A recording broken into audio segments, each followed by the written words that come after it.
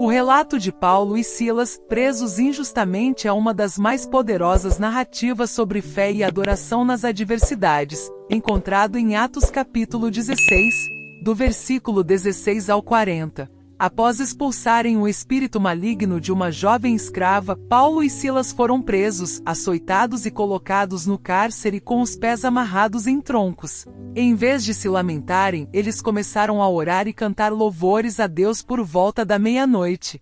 Este ato de fé e gratidão em meio à dor e injustiça gerou uma resposta sobrenatural. Um grande terremoto sacudiu a prisão, abrindo as portas e soltando as correntes de todos os prisioneiros. Mesmo em sofrimento extremo, Paulo e Silas escolheram adorar. Isso demonstra que a verdadeira fé não depende das circunstâncias externas. O terremoto simboliza como Deus age para libertar os que confiam nele, tanto espiritualmente quanto fisicamente. O carcereiro, impactado pelo milagre, perguntou: "Senhores, o que devo fazer para ser salvo?" A atitude de Paulo e Silas levou não apenas ele, mas toda a sua família, à salvação. A história reforça que Deus responde às orações sinceras, mesmo em meio a situações impossíveis. Este episódio é um testemunho de que a fé e a adoração podem mudar situações, trazer livramento e tocar vidas. Ele nos encoraja a manter o foco em Deus, independentemente das dificuldades que enfrentamos. A história de Paulo e Silas na prisão, relatada em Atos, é um exemplo marcante do poder da fé, oração e louvor em meio às adversidades. Paulo e Silas estavam em Filipos pregando o Evangelho. Durante seu ministério, encontraram uma jovem escrava possuída por um espírito de adivinhação. Ela gerava lucro para seus senhores ao prever o futuro. Após vários dias sendo incomodados pela jovem, Paulo expulsou o espírito maligno em nome de Jesus Cristo. Isso enfureceu seus donos, que os levaram às autoridades, acusando-os falsamente de causar tumulto e promover práticas contrárias às leis romanas. Paulo e Silas foram publicamente açoitados e lançados na prisão.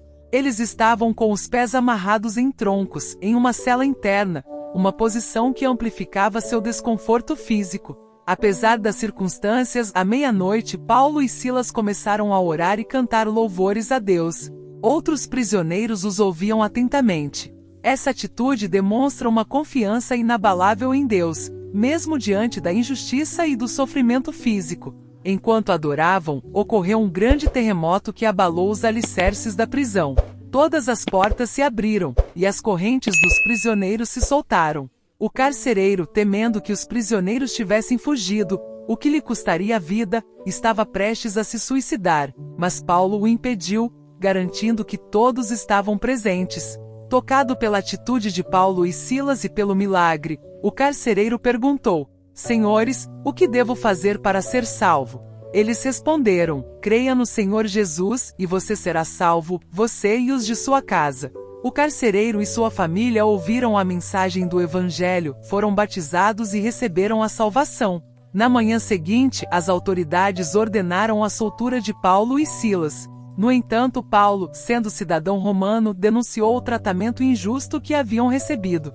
Isso colocou as autoridades em uma posição delicada, levando-as a pedir desculpas e escoltar pessoalmente os apóstolos para fora da prisão. Mesmo em circunstâncias difíceis, Paulo e Silas escolheram adorar, mostrando que a adoração traz liberdade espiritual e física. A atitude de Paulo e Silas transformou a vida do carcereiro e de sua família, demonstrando o poder de um testemunho vivo. Eles não sabiam o resultado final, mas confiaram plenamente na soberania de Deus, inspirando-nos a ter a mesma confiança em situações adversas. O terremoto foi uma resposta divina que não apenas libertou os apóstolos, mas também abriu portas para o Evangelho em Filipos.